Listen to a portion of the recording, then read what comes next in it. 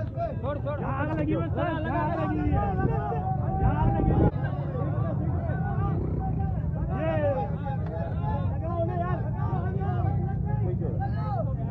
ये हमारे को रोजगार दिया शहबाज शरीफ ने, ये रोजगार दिया हमारा 235 रुपए में।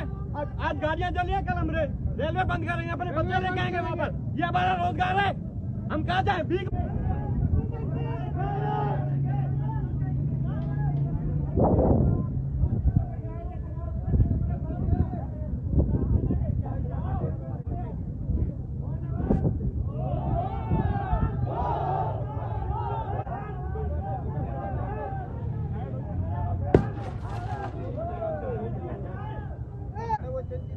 रोज दिए बच्चों की, जो हमारे रोड पे लेके आए हमें।